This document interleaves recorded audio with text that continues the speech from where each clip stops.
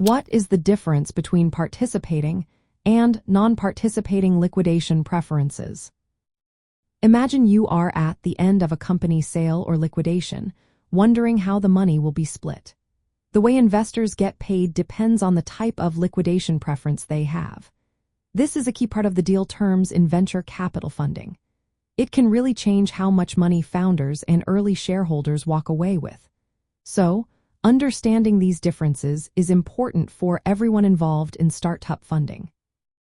Let's start with non-participating liquidation preferences. When an investor has this type, they get their original investment back first. For example, if they invested $2 million, they will receive that amount before anyone else gets paid. After that, the remaining money is split among the common shareholders, like the founders and employees. The investor does not get a share of the leftover proceeds beyond their initial investment. This setup is often seen as fairer to founders because it prevents investors from taking more than their initial amount. Now, with participating liquidation preferences, the story is different.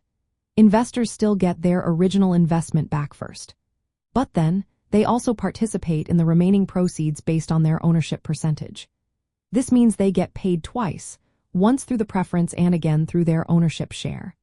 For example, if an investor invested $2 million and the company sold $4 or $5 million, they would get their $2 million back first.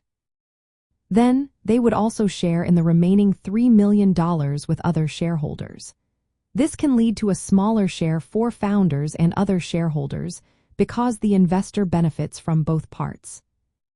From a startup's point of view, these differences matter a lot during negotiations. Participating preferences tend to favor investors more strongly. They can reduce the amount founders and early shareholders receive at exit, especially if the company sells for a moderate amount.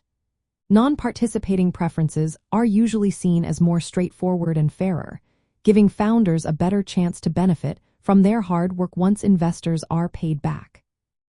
In practical terms, if an investor puts in $2 million and the company sells $4 or $5 million, a non-participating investor would get their $2 million first, and the remaining $3 million would be split among common shareholders.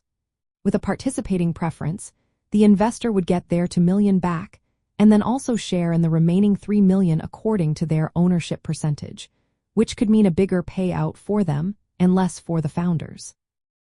It's important for startups to review and negotiate these terms carefully before signing a deal.